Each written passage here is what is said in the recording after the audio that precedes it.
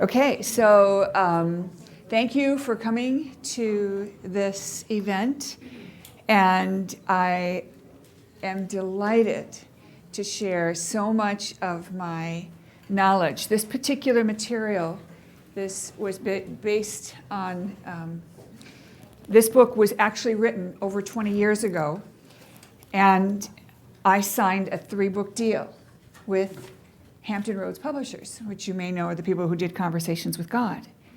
A 3-book deal as a first-time author. They ran into money problems, and it was easier to get rid of a 3-book deal person than one person. And so after the paperwork was signed, after I handed them my manuscripts, I was told numerous times, your check's in the mail, because of course they were supposed to give me a, what do they call it, the advance. And it never came, and periodically I would contact my book agent and say, what's the deal? Oh, that's coming, don't worry, What I didn't know, but it was explained to me later, they had investors that were coming in with a lot of money when they signed me, and those guys bailed, and so the resources that they thought they had when they signed me, they didn't have. And so in December they called me and said, we're not going to do your books. And I went into a funk.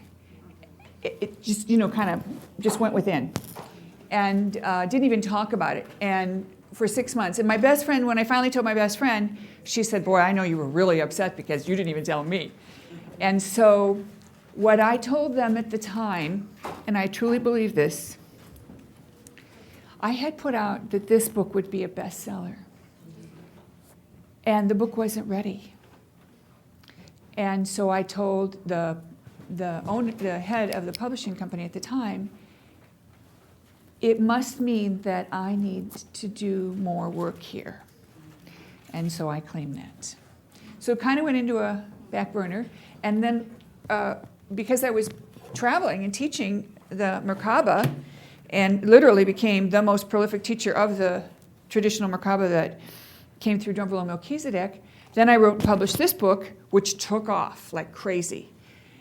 And then this book is, you don't even have to be doing the Merkaba to benefit from this book, because this is all about meditation aids and tools on how to connect with your higher self, tools to clear your wounds, and then some pretty powerful stuff that was channeled through me in the Akashic Records about the future of Mother Earth.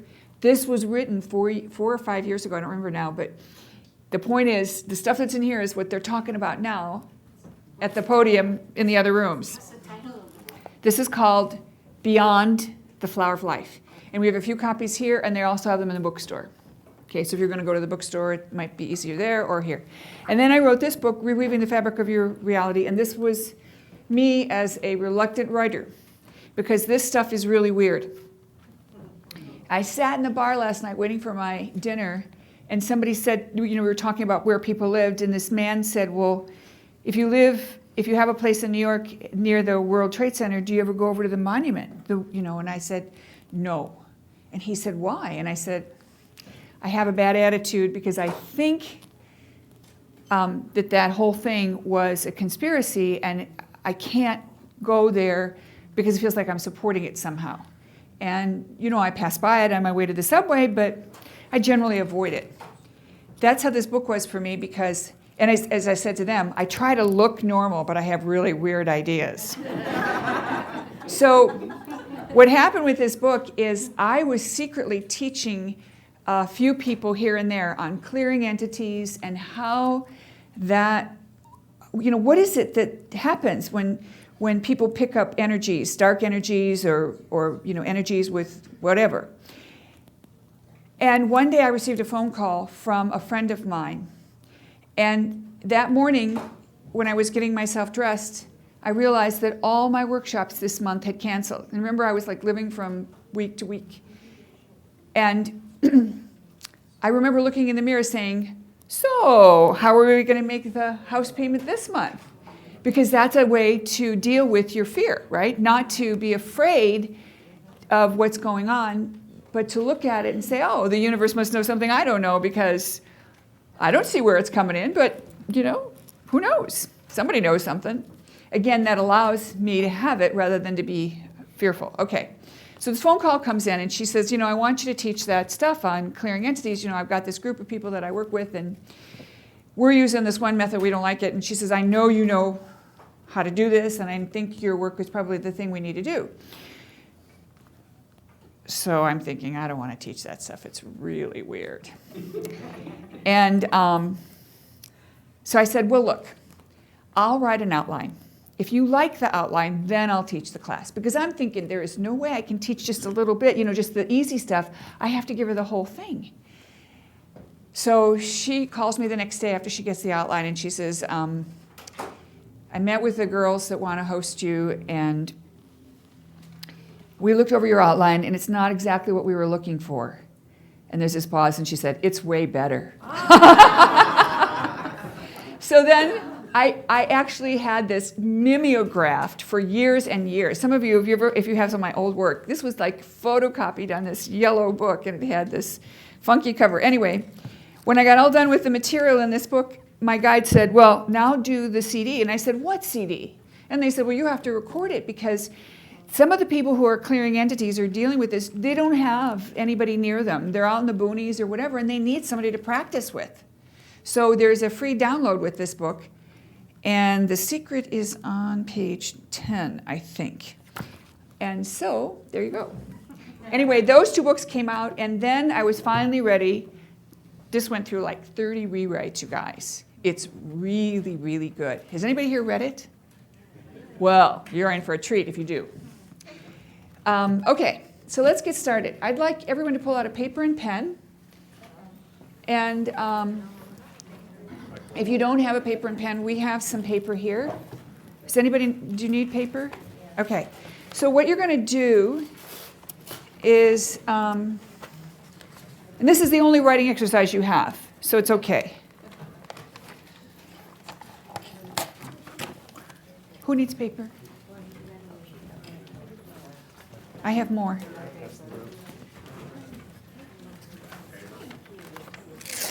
Anybody else? This is my favorite paper, you guys. I love grids. It's all about feeling like there's order in the universe. More here. Here we go. There's a couple more. Can we use a half a sheet? No, I think you should have a whole sheet. I assume there'll be enough eventually. So what I want you to do, Did you come with a bucket of pens? we have pens. We have a few pens.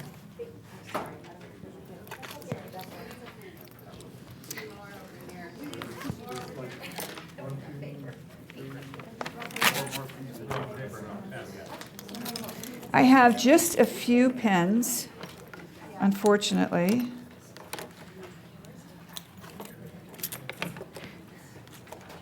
Does anybody here really like to write on it with a fountain pen? Because that's all. I have one regular pen and one fountain pen. Everybody's good? You have your choice. Okay. Do you need a pen? Okay, now it's a fountain pen, so turn it so that All right. So what you're going to do is write 25 things that you desire.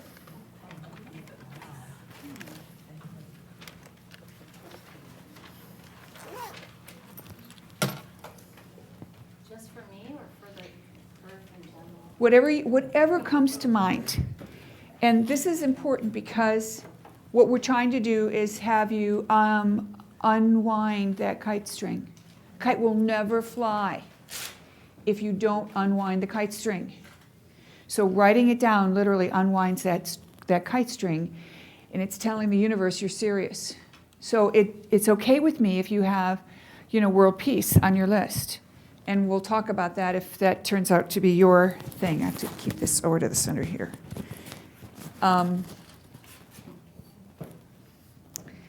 But write down what you have on your manifestation list. That includes why did you come? It could be anything, okay? It could be I want to move this closer because it's not catching my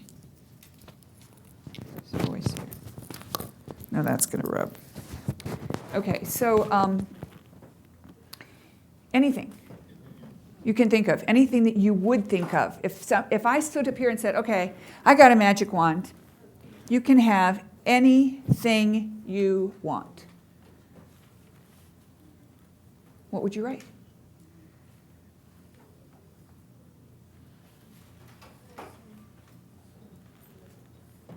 So we'll take a few seconds to do that.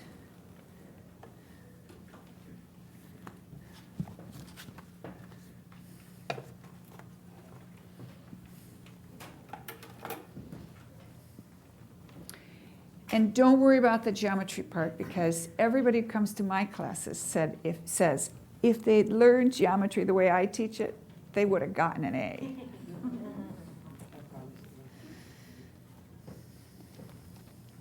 Are we doing math on the other side? I noticed No, I happen to like grids. It's my favorite thing to start with. So even when I'm drawing big pictures or anything, it's not like I'm an artist, but it's just makes me happy to look at the grids. Partly it's probably because I am a grid maker, and so there's my template.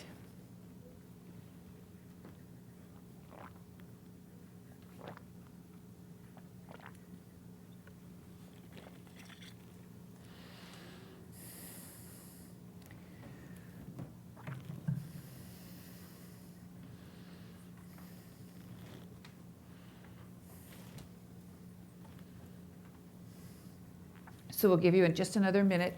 I'd like you to have 25 things. If you have 25 things, raise your hand.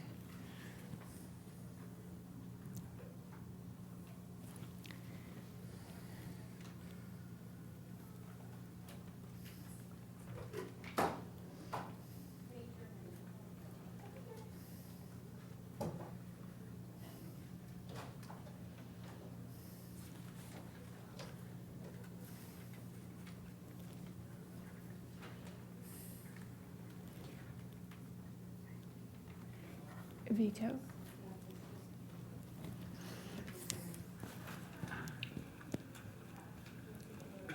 Deborah wanted you to get a head count. Do it near the end, but do it now as well.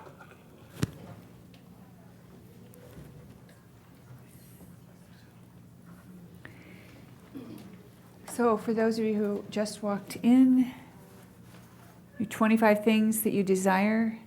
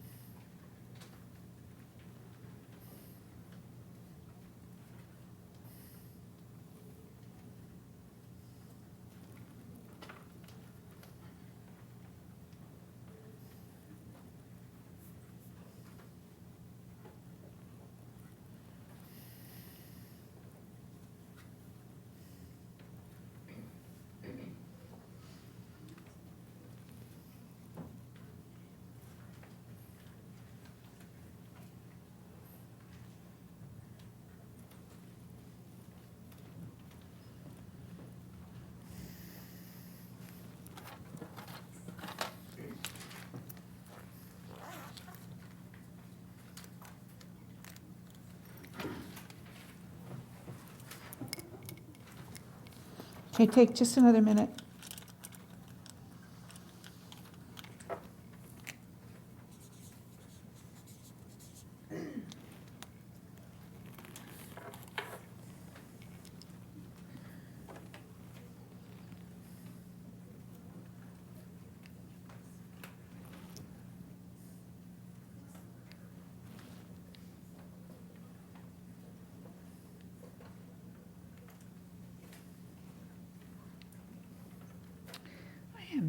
My husband says I'm really hard on equipment. This is a brand new clicker, and it is not clicking my thingy.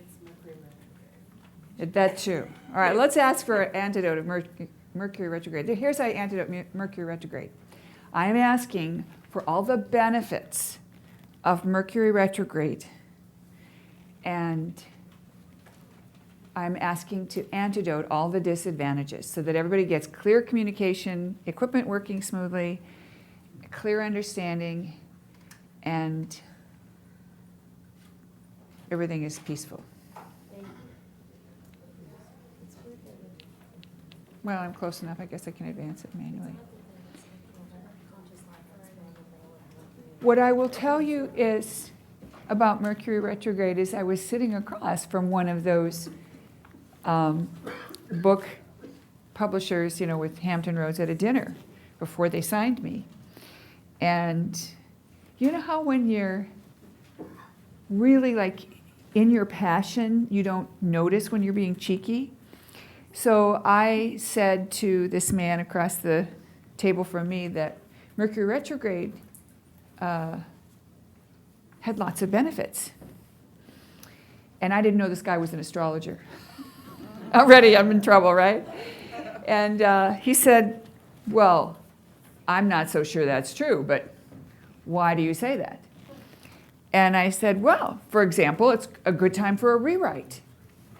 And he looked at me, he said, Maureen, anytime's a good time for a rewrite. Very funny. I wanted to go under the rug at that moment, but it worked out. Okay, so pick one thing that you would be willing to share. If I call on you, or if you raise your hand, I want you to put a big star on it, circle it, because what'll happen is I'll call and you'll go, oh, I don't want to do that one anymore, I want to do this one. Okay, so mark a couple of them that you'd be willing to look at. And, because we're going to play. We're going to have some fun here. And that means that you'd be willing to stand up and say, okay, I'm ready to have a new car, or I want to manifest my ascension, or whatever, anything in between, okay? All right, here we go. So why do we take the time to learn sacred geometry? Well, there's a number of reasons. I believe that it's the undergirding of everything in creation. And if it's source code for creation, when you look at sacred geometry of any kind, when you understand sacred geometry, what happens is you're no longer fighting the system. When you first discover another language, and let's say you've never spoken more than one language, and you learn, like in German, all the nouns are gender. And you think to yourself, well, why is a plate male? It's just a plate. You could argue with that in your head, but the fact is, that's how it is. And so once you get it, that this is how it is, then it's so much easier to get out of your own way. The second thing is, we have a way of thinking that I'll call logic. And we tend to believe that we're always using logic. But in truth, sometimes logic works against us. And I'll show you how logic can work for you. Let's say you're deciding to learn to buy a Volvo. And so you buy the Volvo. Just a minute. Can I help you? No, I'm just going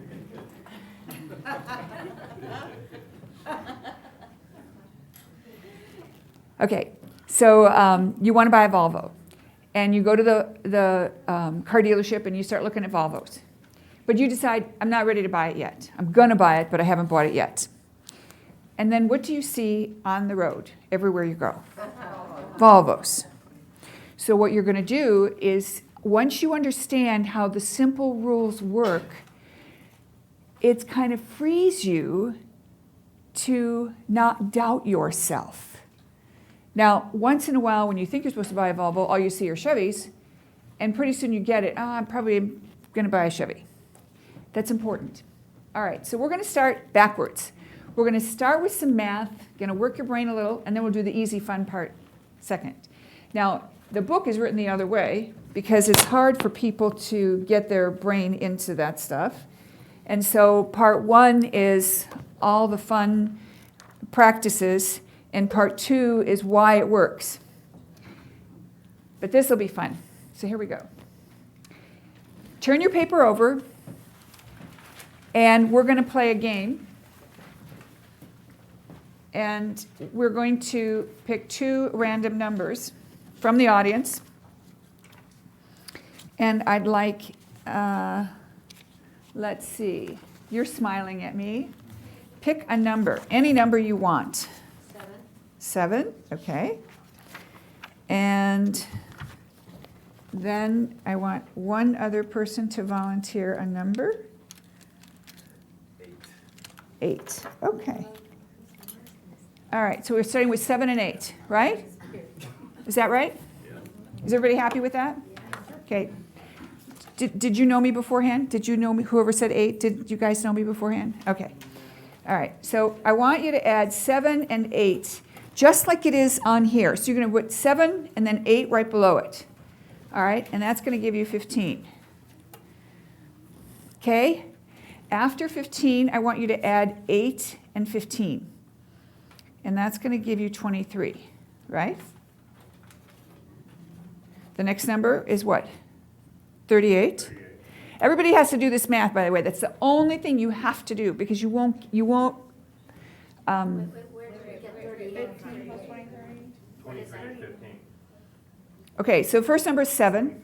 Second number is 8. You're going to add those two together, and you're going to put the 15 underneath it. Right. Now you're going to add 8 and 15. Oh, not an extra 15, just 8 to the 15. Just the two numbers themselves. And then at 15, you're going to add 15 to 8. That gives you 23. Then you're going to add 15 and 23, and that's going to give you 38. Then you're going to add 23 and 38, and that gives you 61, right? Keep adding, you guys. How far do you want us to go? We're going to go 9 and 10 iterations. So you're going to have actual 10 additional additions, but it's really on the 9th and 10th that you're going to do something. All right, so 38 and 61 are 99, right? And then what's the next number after 99? 160. Then 259. 419. 678. 1097. All right.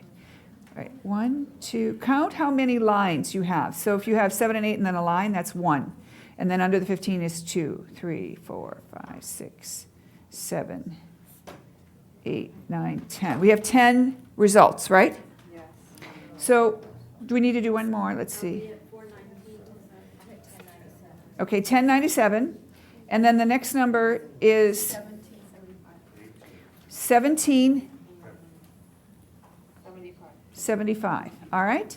Now you can pull out your calculators on your phone and divide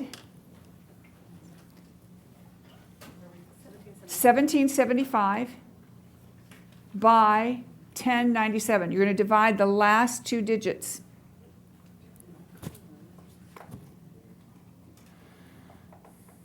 Did everybody get that?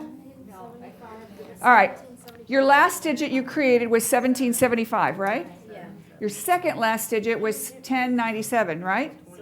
You take the big number and divide it by the smaller number. 1097. So we take 1775 minus 1097? No, divide.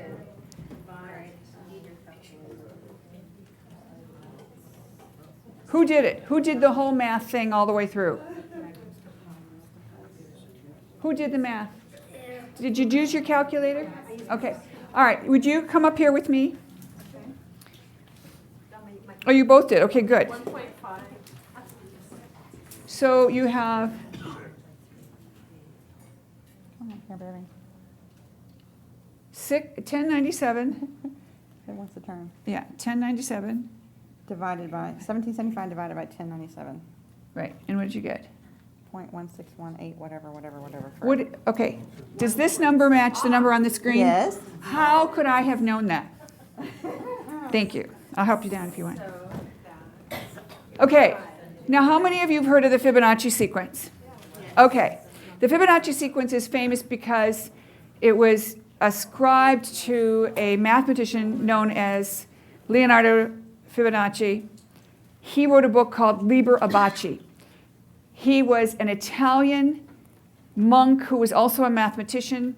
He was sponsored by a family who let him go to Egypt to study with the Arabs. When he was a boy, he had traveled with his father, and he knew the Egyptians were mathematicians. And so he kind of got like a work study, went to Egypt, studied with them, and he learned that this magic irrational number was everywhere.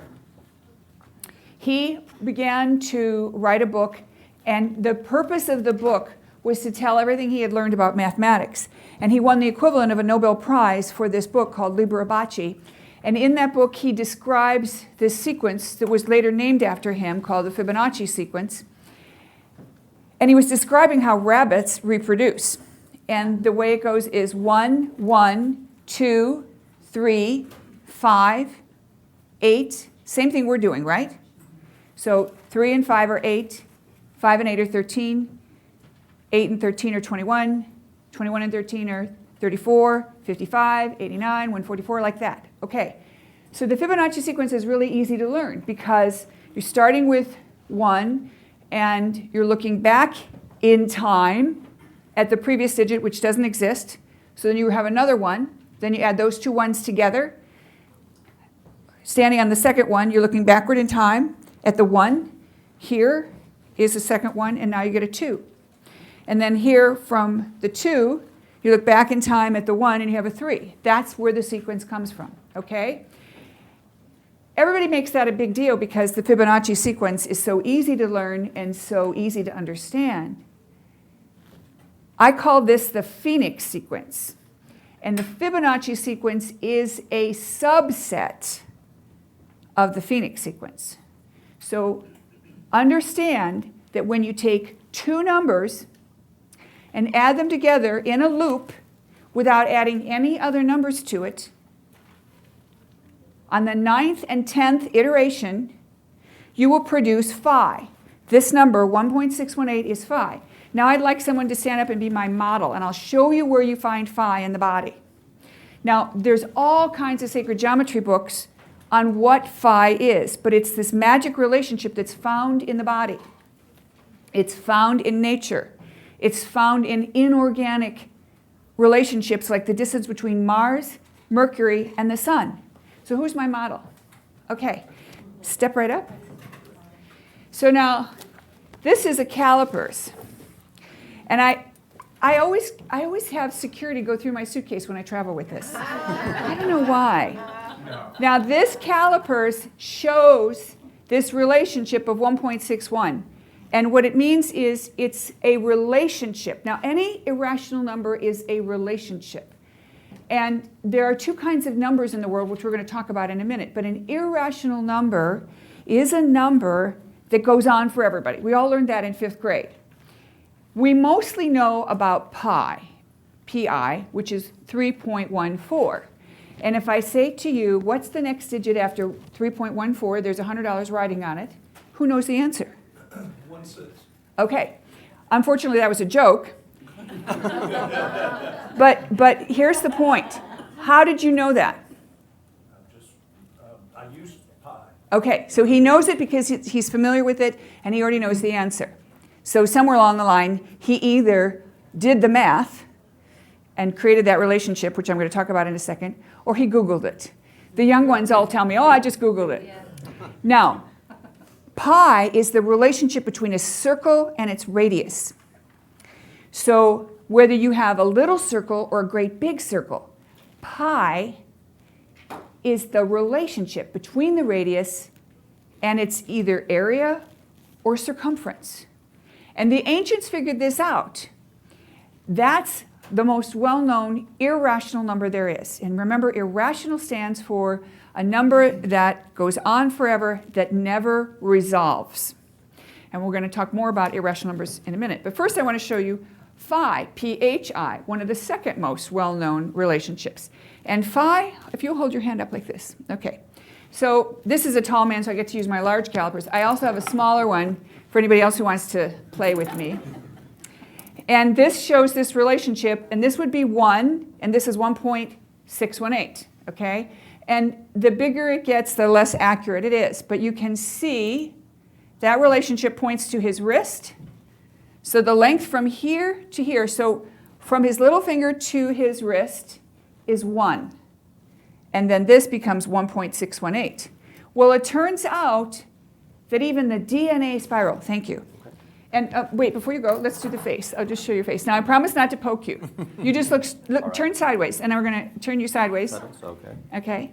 And I want you to see on the face, this lands right at the third eye, okay?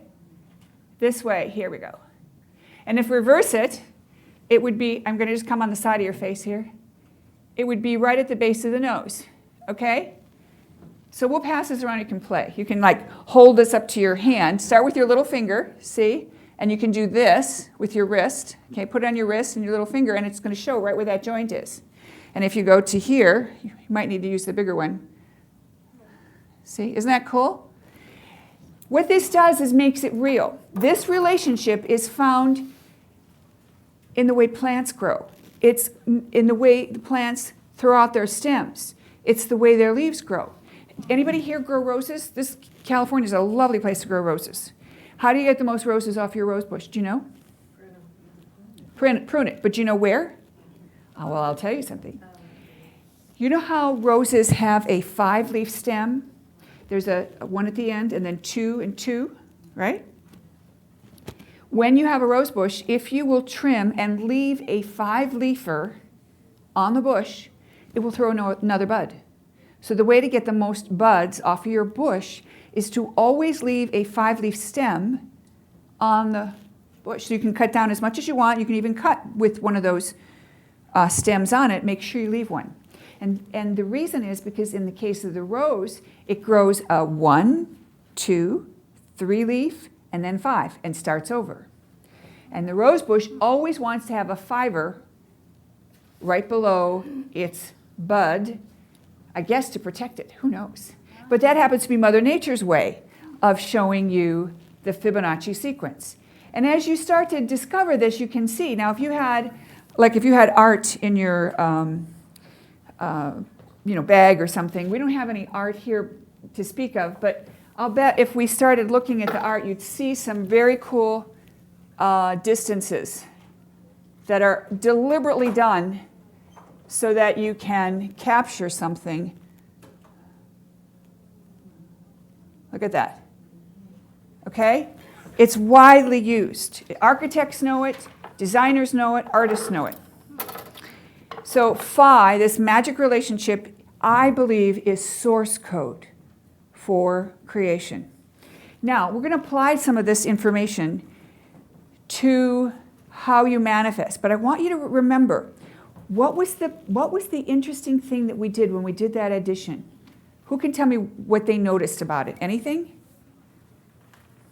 When we added those 2 numbers, did any other numbers go into it? No. We just had those 2 numbers. And we created a relationship between those 2 numbers. Okay, so that's going to come up. All right.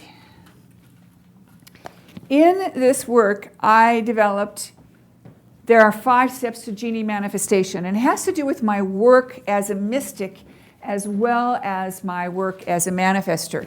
And I learned early on that there were things going on that I couldn't explain. And when I had clear intention about my manifestations and I wanted to learn things, the universe would show me.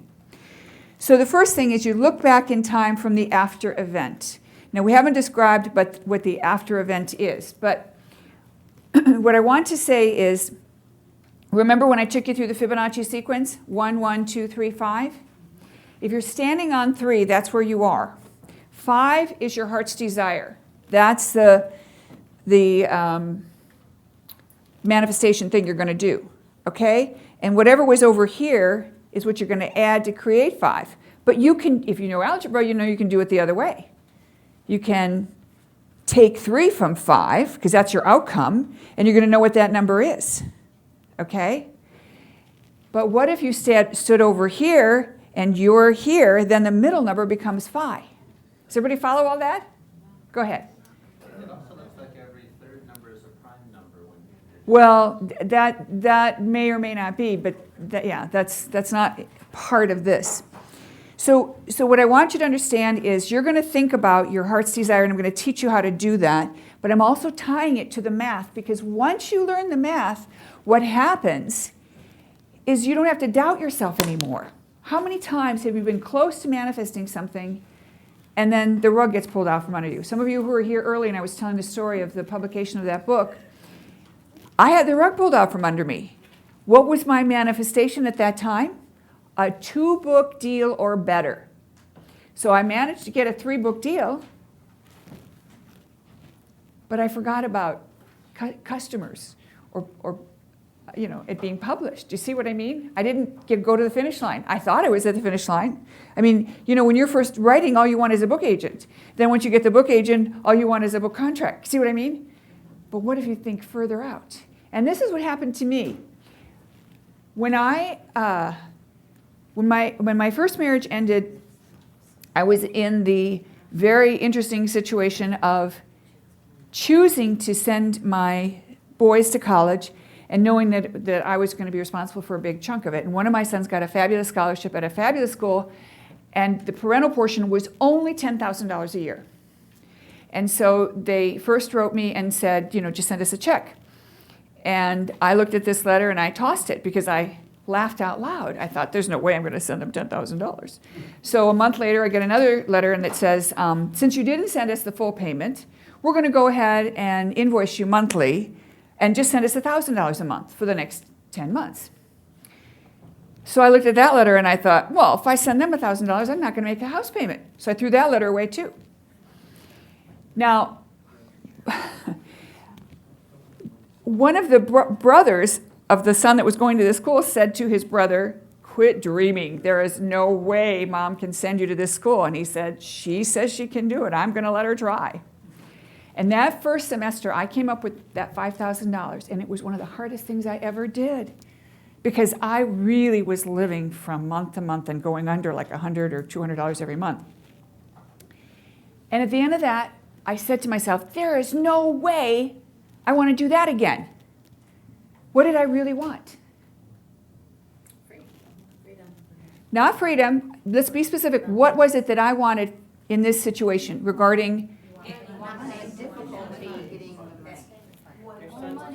Okay, who can do the math? What did I really want? 40 grand, right? Right?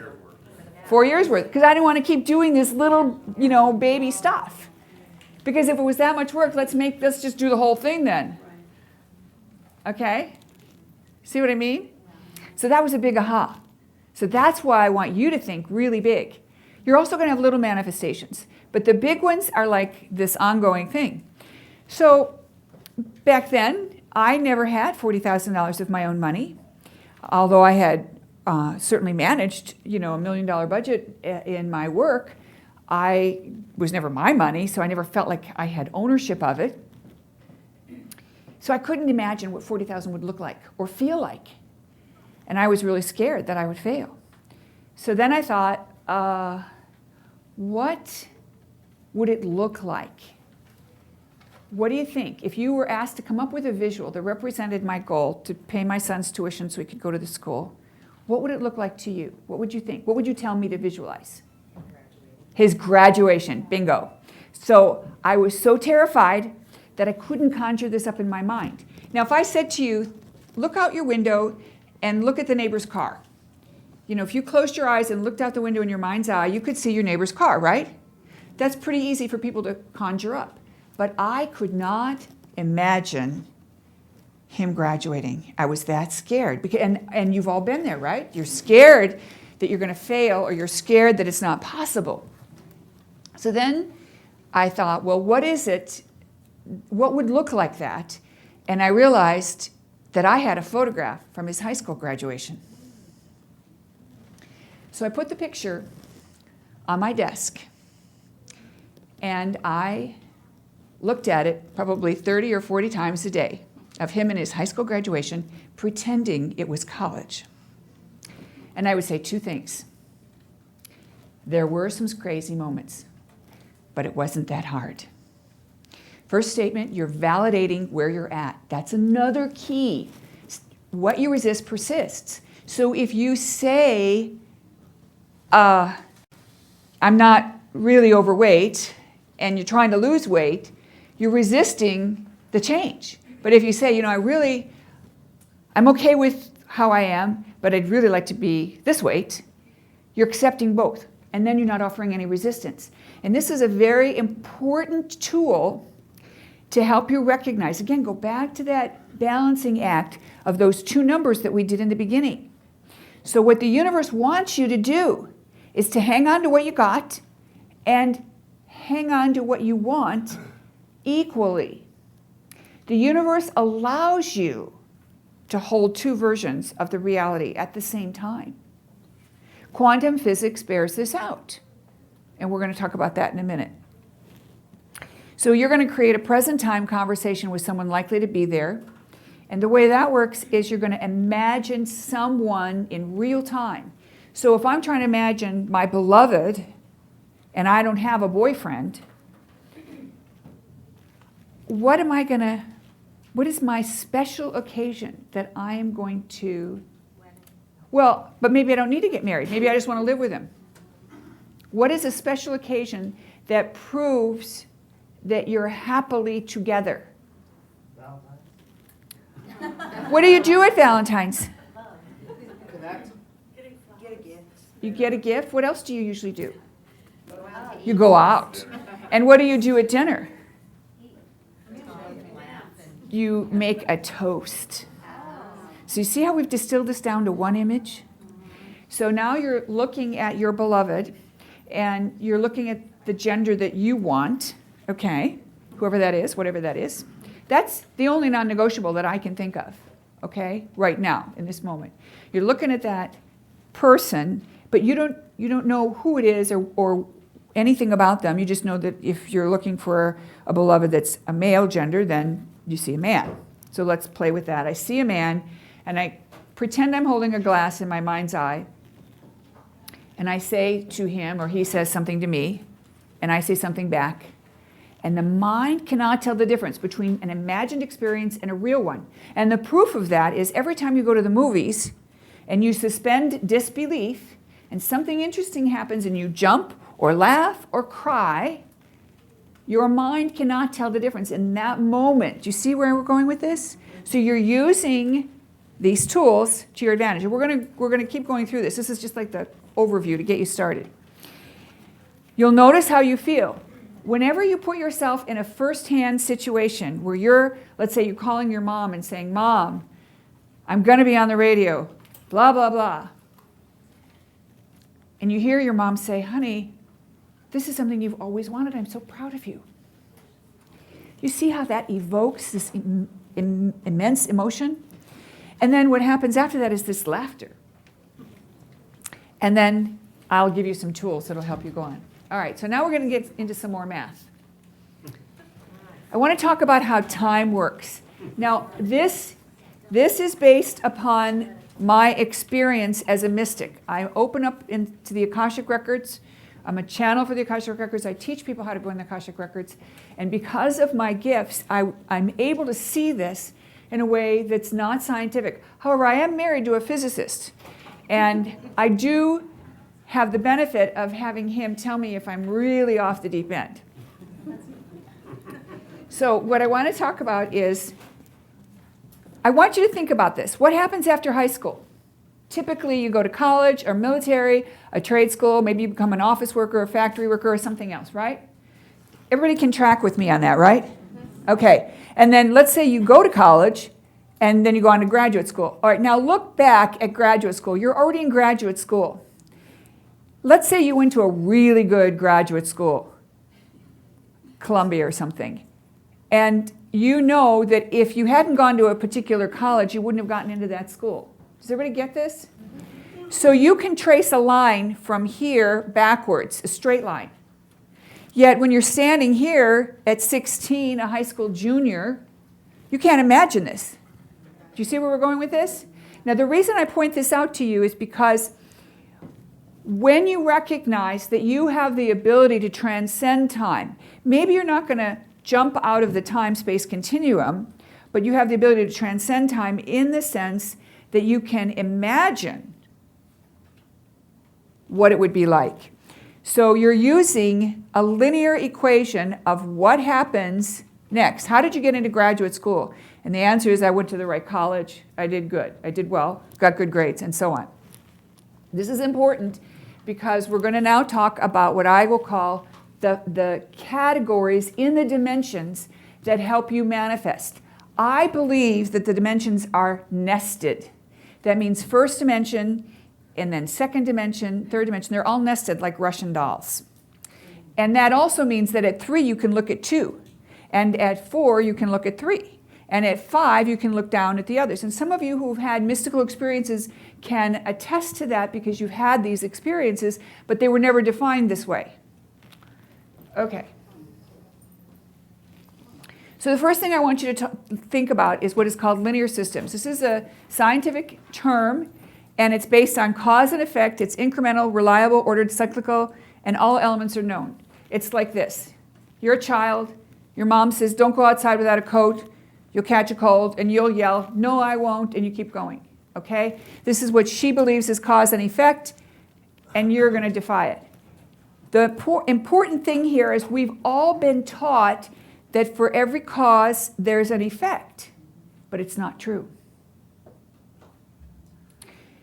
It's not true, and I'm going to ask you to prove it to yourself. Make a mental note right now, just kind of mentally close your eyes and say, okay, I want to see all the times that I take an action and then nothing happens. And I'll give you the example. Anybody here ever sign up at the gym? And you go and you work out? You work out for a whole week? You get on the scale? You weigh more? You feel like crap? Right? You're looking at the trainer saying, this is a big mistake. Now the trainer's going to laugh because the trainer's going to tell you what? You need to do it.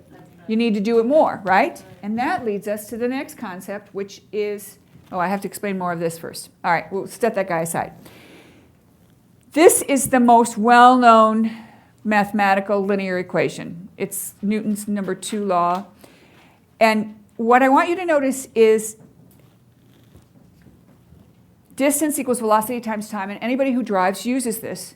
Of course, not in LA because you can't count on the freeways to get you anywhere, but assuming you were out in the desert or someplace where you could go the speed limit and you wanted to go 60 miles and the speed limit was 60 miles an hour, how long would it take you? An hour. Simple arithmetic. And if you could go 120 miles an hour, how long would it take you? And you can do the math in your head.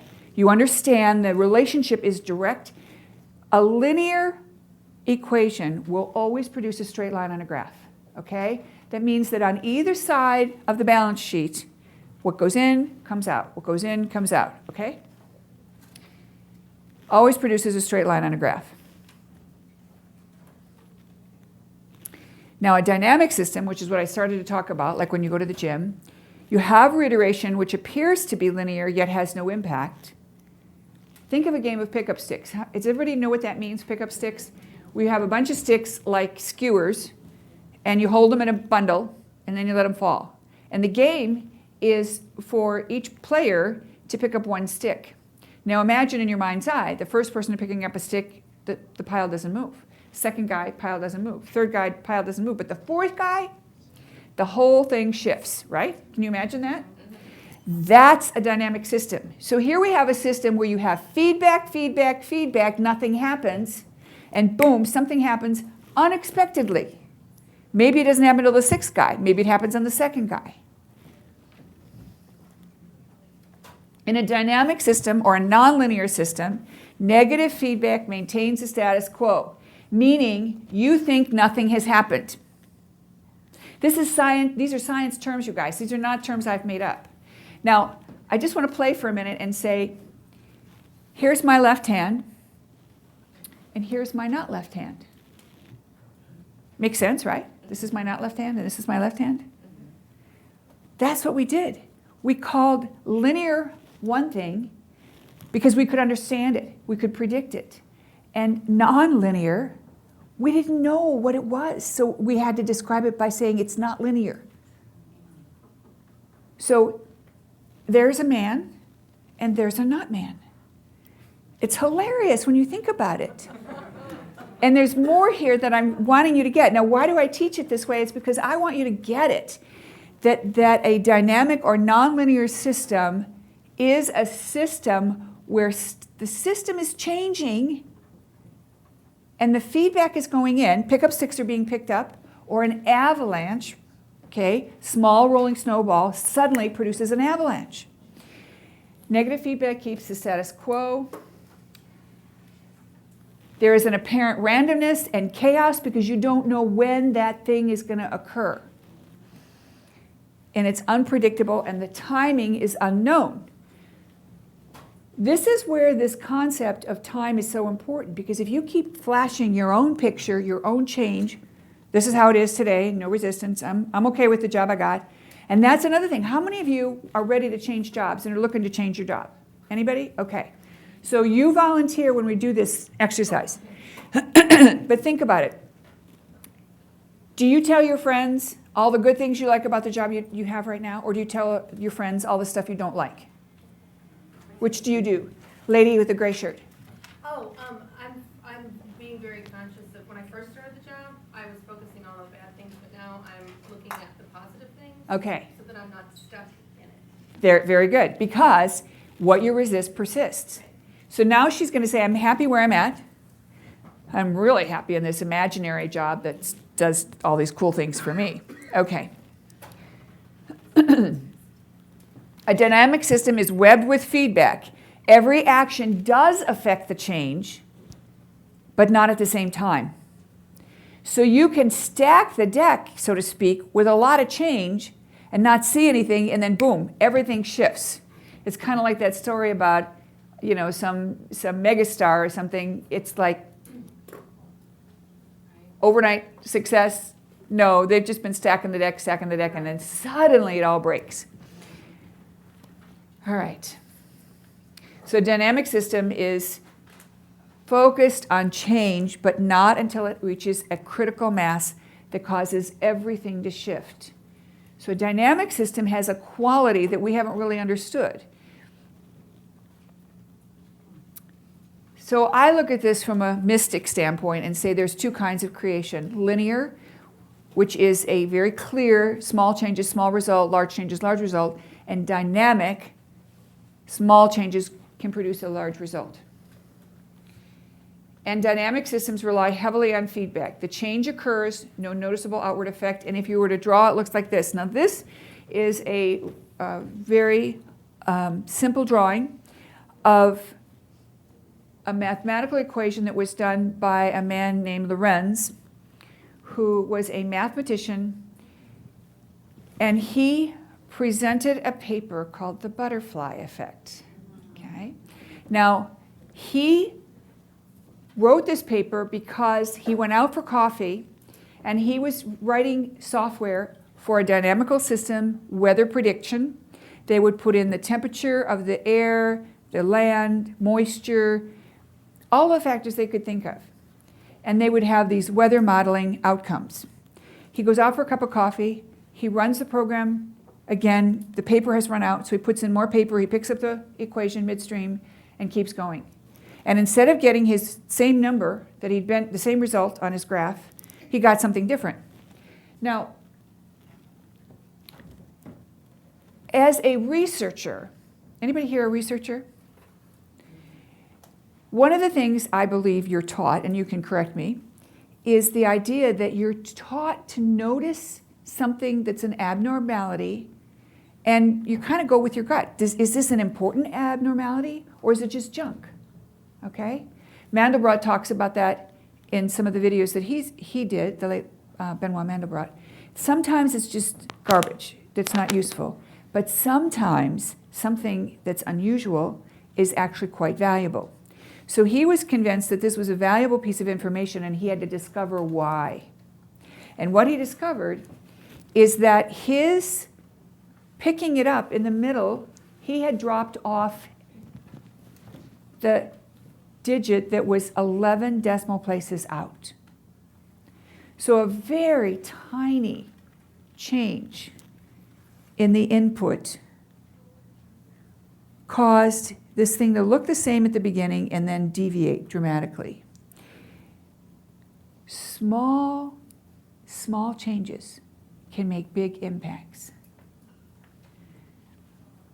So the name of his paper was Can the Flap of a Butterfly's Wing in Moscow Change the Weather in Miami the next day, or Rio de Janeiro, whatever it was, I don't remember now. And the answer is yes. So small changes can have big results. So as we look at this, and we now grasp it from a different vantage point, I'm going to say linear is 2D, and it represents Newton's laws, cause and effect. It's stable and predictable, and the visual is a straight line on a graph. And a dynamic system is the kinds of things we know as chaos theory, which is, by the way, what I was just describing to you. And then we add to that this business of how we use quantum physics, and that's in the percentages category. Did you ever wonder why they predict the weather in percentages? Because their weather models were able to show them they could never get it right because there would always be an unknown factor. And so they run the models in such a way that they can see, okay, if we change this a little bit, if we change this a little bit, if we change this a little bit. And it literally replicates the same computation over and over with slight changes in moisture, humidity, sun, etc. So then it's why you hear there's an 80% chance of rain. You see? It's because they are using these prediction models to understand what is the likely scenario. Okay. Now, does anybody know how noise-canceling headphones work? By the way, this class is like, I normally teach this in a full day, so I'm really compressing a lot of information, and I apologize for that. All right, tell us how they work. Who raised their hand that they know how they work? Anybody? Go ahead. What do you think? There are two waves, and they are at different frequencies, and then they Merge them. And they cancel each other out in that moment. Okay. They bump into each other. So right. That's the way I understand. Okay, that's very good. So I want you to get the concept. This is what it might look like. You've got two waves that are colliding into each other, and when they hit each other, they cancel each other out. And if you drop two stones of equal weight, same distance, in a pond, you would have that same effect. So noise-canceling headphones create a sine wave opposing the offending sound. They require that the sound be repetitive and cyclical. So you can't, has anybody ever seen that big, I use it in the airports, I see this, the big billboard with three people on an airplane. Shows, you know, like you're on an airplane, a mom, her little boy, and a businessman. And the businessman has his noise-canceling headphones on, and he's smiling. And the little boy, instead of a head, has a megaphone. So you get the visual. But the truth is, noise-canceling headphones wouldn't do that. Do you see why? Because it requires the existing sound to be known and captured by the computer in the headphones, replicate the sound in its opposite sign, so it forces the wave to collapse. So noise-canceling headphones only can cancel, technically can only cancel something that can be predicted. You're going to use this information, okay? I call it twofers. All right, we're getting close to the end of the math. I'm throwing a lot at you guys. This is a quantum experiment that was done in 1800. Thomas Young created a photographic plate where he allowed light to go through a single slit, and his result was a single slit of light that shone through on the photographic paper, okay? In 1901, Max Planck wrote his PhD thesis explaining why when they did two slits, they got a completely different image. You would think you'd get two slits over here, but that's not what happened. The image was strangely like this. Now this is known as the crop circle of I don't know what year. I went looking for it the other day and couldn't find it. But this particular image is the same image that these two slits produced. Okay? Now why and how, and this is what Max Planck got his Nobel Prize for, by the way, 20 years later. He explained that photons were moving through the two slits simultaneously. Initially, science thought light was expressed either as a particle or wave, but they now know that photons express as both particle and wave, and that the observer becomes part of the formula. And they would put detectors at each of the two slits. And the detectors would show that a photon would move through only one, and yet you would still get the effect of the two photons, the photons splitting out, becoming both a wave and a particle, crossing the lines and producing this image.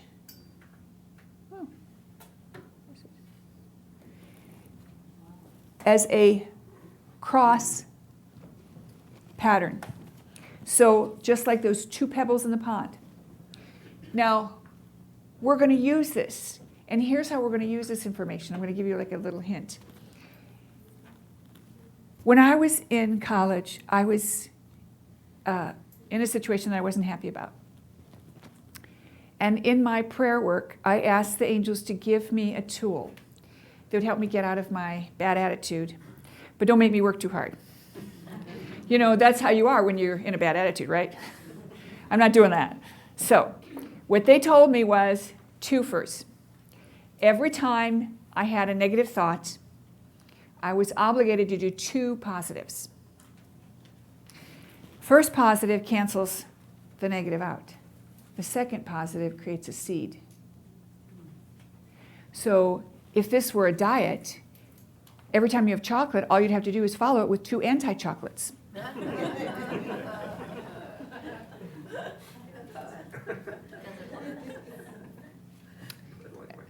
Yeah.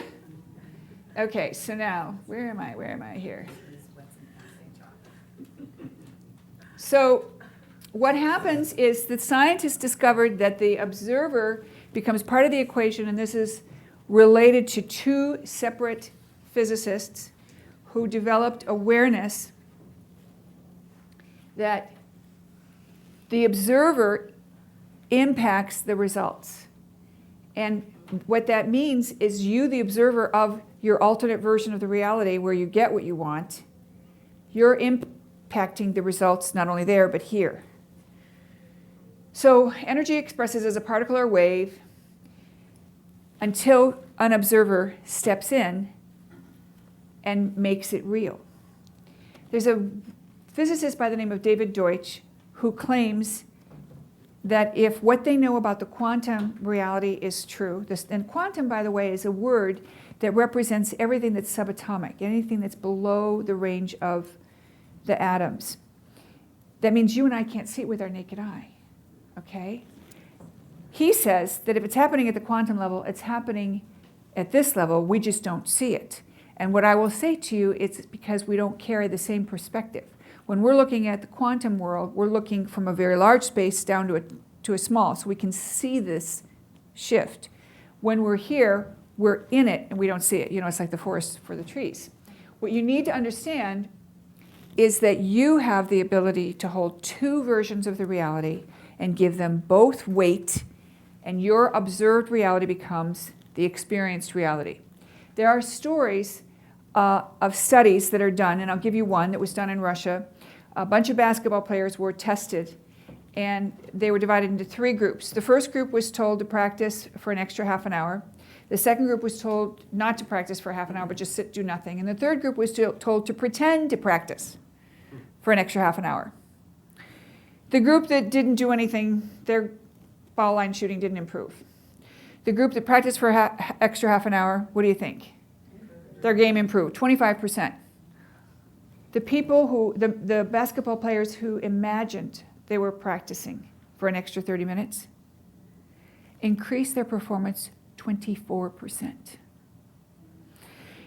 The mind cannot tell the difference between an imagined outcome and a real one.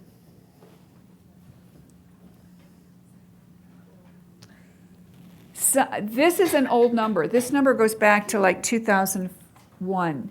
I imagine it's quite a bit higher. If we're using this level of quantum technology in our world, means we're giving more weight to these principles, and you may as well be using them too. You know, when I went to school, it was all cause and effect. I didn't learn any of this kind of stuff. It wasn't until I decided to pursue this that I began to comprehend what's going on. And if you really want to dig deep into some of this, I highly recommend an old book, Chaos, by James Gleick, G-L-I-C-K, called Chaos. It's this thick. It's a good read, easy to understand. He's taken a lot of information and put it in layman's terms. Wait. So one of the things that David Deutsch says, this man in the UK, this physicist in the UK, says is that it's going on at the quantum level. It means it's going on at the real level out here. Theorists who limit quantum physics to the subatomic world would have us believe that the rules governing our reality apply to the stuff we are made of, particle and wave, and not the larger observed reality.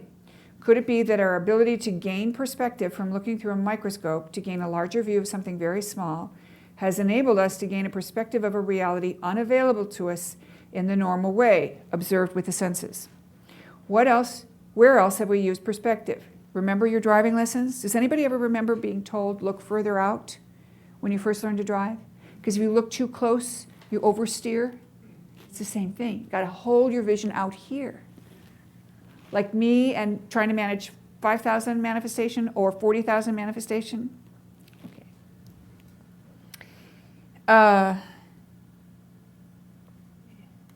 Okay.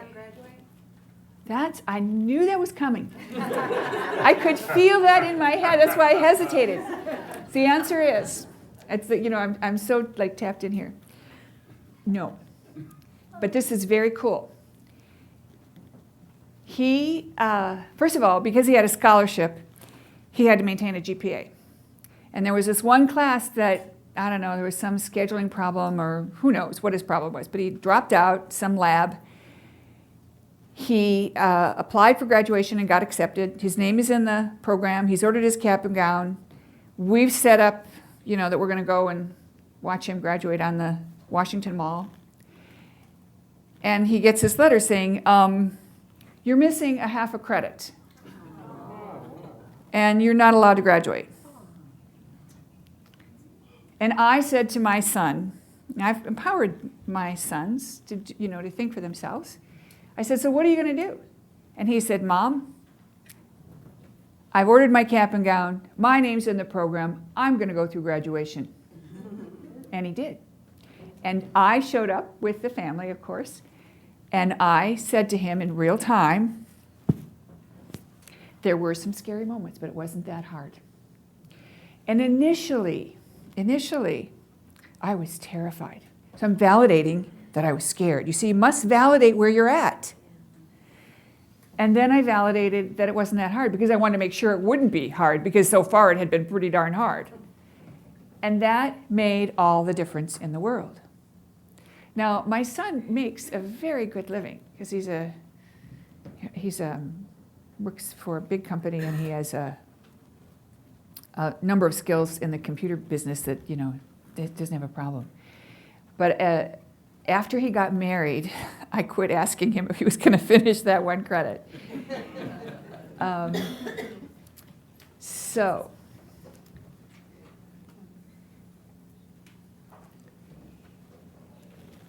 I'd like you to read this. I always knew I was going to make it, but I wasn't sure in what manifestation. I used to read the reviews of books and art and music before I ever put anything out. I'd half expect to see my name in the review. Even though I hadn't written a book or a song, I was expecting to see myself in the newspapers to be famous. I knew it was just a matter of time. I pulled that right from his biography. And when I read that, I thought, oh my God. Now, in my classes, because I've taught this material all over the world, I had a man in my class who knew some of the Beatles in his work. And he said, Paul McCartney told this to my friend. John always drove them around in a van in Europe. And at every gig, before they would, on their way to the next gig, they would chant. Okay, now we all know that John loved chant, right? And the chant went like this. Where are we going? Straight to the top. What will we find when we get there? Fame and fortune. The man went on to say, we forgot to include happiness. So, if you like alliteration, and I sure do, I say, where are we going? Straight to the top. What will we go? What will we find when we get there? Fame and fortune, fun, flexibility, and fulfillment. So, what I'd like to do is shift a little bit and ask for someone who really wants to have some private coaching with me in front of everybody else. All right, if you will come up. And what I'm going to do is play. So, what's your name? Mo. Madeline? Mo. Mo. I know We met you. Yesterday in the morning. Okay. Debbie and Jim. Okay. That's right. Maureen. Okay. So this is another Maureen. This is great. All right, now face the audience. And are you okay if everyone laughs? Yeah. And you're okay that you won't know the answers, but everyone else will? Because that's what'll happen. This is like a game show, you know. Everybody's going to know the answer and she won't. Okay. All right, just don't say hit me behind my back. I'll do hug Mo. Okay. Okay, so what is it that you want to manifest? I want to release all the issues in my tissues and all my belly fat. Be healthy and fit. Okay, so your top goal is to be healthy and fit. Mm-hmm. If you're healthy and fit and you're not looking like a model, is that okay? Yeah. Okay, so healthy and fit. If you were healthy and fit, what would be new and different? No help from the audience yet. We have to wait till she says, okay, I'll call my lifeline. Okay. I'd be more energetic. I'd have more energy. I'd have no to less judgment from certain family members. I would feel good, and I'd like to do the anti-aging process too. Okay, cool. Well, you got that new CD, so. All right. So what are some of the ideas from the audience? What do you think would be new and different? Well, our clothes. Her clothes. You're going to have a whole new wardrobe. That's right. Okay. What else? She can finally get good sleep. Okay, so you think that if she's fit and healthy, she'll get a good night's rest. Yeah. Okay, that might be true. That might be true. All right, so you've got a couple of ideas. I want you to pick one as your manifestation movie, just one. And I want you to add to it a person. And this person is going to be somebody that has not seen you in a while, but maybe is close to you. You know, you could have a close friend that lives far away and you finally get together. Mm-hmm. Okay? So who would you pick? As my friend, Uh-huh. that woman right there, Okay, and tell everyone her name. Debbie. Okay. So you're going to imagine seeing Debbie after you haven't She seen. doesn't bug me, other people bug me. Yeah. Aww. Okay. But Well, Debbie- I'm going to tell you, I'm going to take a segue here for just a second because this is important. One of the things I teach you in the book is how to deal with people who are naysayers and how to deal with people who are negative. So I'll start out, since you're blonde and I'm a blonde, I'll just ask you a blonde joke that, oh, by the way, I wrote. Do you know why you can never insult a blonde? Why? She only hears compliments. So when my stepfather said to me, "Oh, you're just like your mother," I looked at him and said, "Thank you. That's one of the nicest things you have ever said to me." And my mother leans over, I don't think that's what he meant.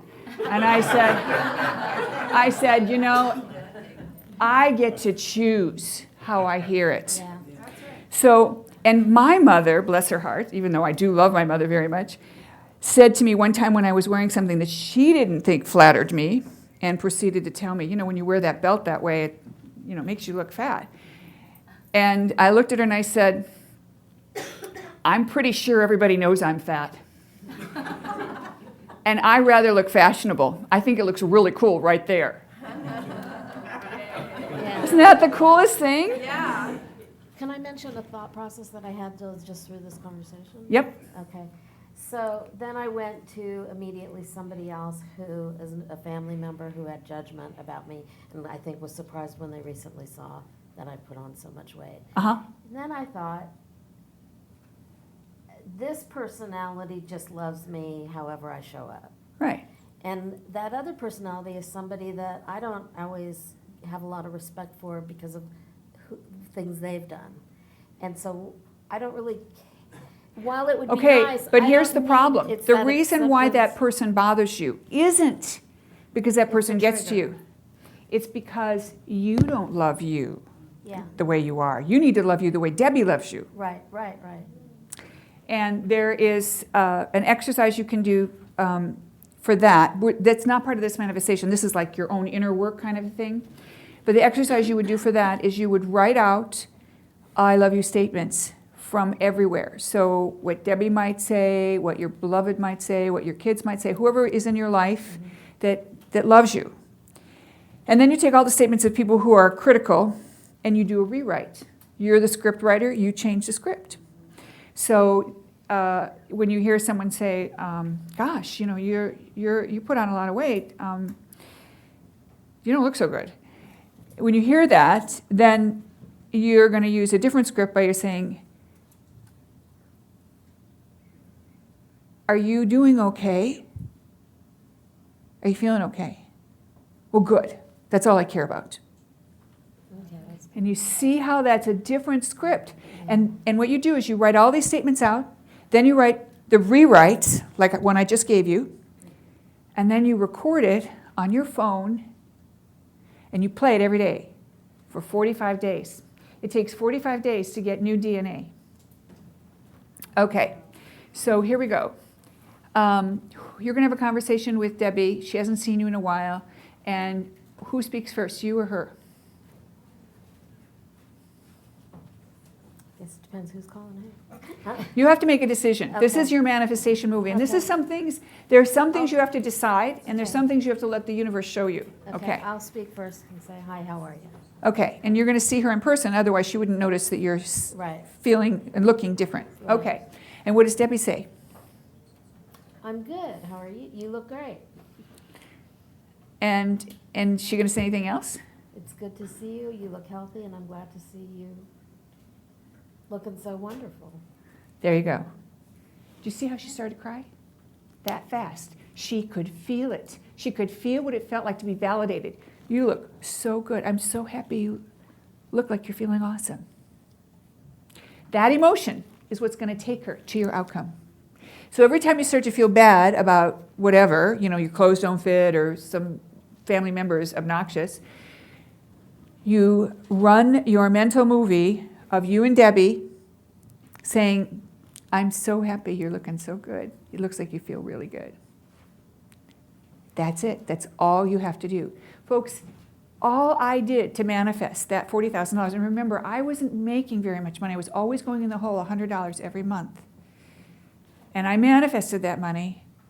We did go through graduation because you wouldn't be able to go through graduation if your tuition wasn't paid. So just see yourself that way. And when you look in the mirror and you are dissatisfied, what you resist persists. So you have to say, you know what? If I never lose another pound, I'm still going to love myself no matter what. And that's why you need the I love you exercises, because that'll help you do it. Because the resistance we have generally with regard to people out there is some holdout we have here. You know that. So, Yeah, okay, so good work. thank you. Okay, now we're running out of time. Let's talk about how you do this. You focus on what you desire not how it occurs. This is important. This is a big one. Don't focus on how it's going to happen. Focus on your outcome. You're excited that such and such happened. You get close to the beloved and you get engaged, and then the beloved goes on a trip and comes back and says, I met somebody, I'm so sorry, I have to break my engagement, I fell in love with somebody, I didn't expect this to happen, blah, blah, blah. Some goofy deal. You don't cry and carry on. You look at that and you express your disappointment and anger, and you limit it to 3 times. You guys, 3 times. Because remember that math we did? We didn't add any outside numbers. So you're going to tell the universe, yeah, this is not cool, I'm not happy about this. And you stay in that place, but I will have my outcome. It just means I'm going to have it with somebody else. And we've all heard stories of people who were engaged, the engagement broke up, you run into them on the street 6 months later, they look awesome. What's going on? Oh, I got married. Oh, you guys patched things up? Oh, no. I met somebody else, blah, blah, blah. Understand that this is all possible. Everyone has a contract with the universe. Don't rely on any one source for income. Again, this is something that I discovered quite by accident by the work I was doing. And what you need to understand is once you recognize, when you get a check, either from your employer or from your regular source, you thank the universe. Hold it in your hand and say, thank you, God. And know that if one source of supply dries up, another one will manifest. This is what we've been doing. You're going to use this movie of the mind where you're going to start with your after event. Your after event is, in this case, Mo in new clothes, looking good. In her mind, she brings another person to participate personally. That is your linear sequence, okay? Your 3D experience is that looking into that person's eyes and having that 3D conversation. So 2D is looking backward in time, 3D is looking at the person, 4D is the emotion that follows, okay?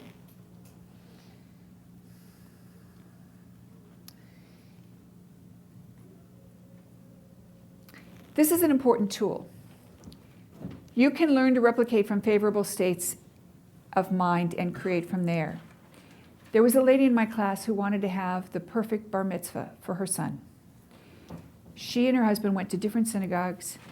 She didn't know very many people. They haven't lived in this town very long. And I said to her, when is the bar mitzvah? She said, 2 years from now. And I said, well, have you ever put on a party that was a big success?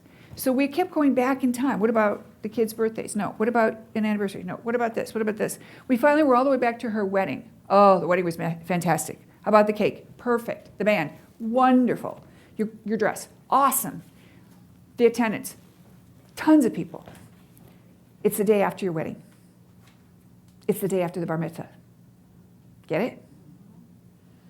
Boom. Then she could use that energy of how good it felt the day after the wedding, remembering all the good stuff, and now pretend it's the day after the bar mitzvah and everything went really well. I don't know how we got there. See how even as I describe it, my voice starts to quaver because I'm going right there? You can too. So we've talked a little bit about energy dominance. And I want to talk about redundancy because this is important. You can change up your movie, and your movie will change in your mind. When your movie changes and you hear the other person say something that you didn't script, that's when you know the universe is working on your behalf. So in the phone business, redundancy is several ways to get to 911. In fire protection, it means sprinklers, sensors, and fire alarms. You use energy dominance and redundancy in your favor. These are scientific facts that we can use. And once you get that, then it makes it so easy because you know you're in the flow of what the universe is teaching us. But can you go back on that slide for a second?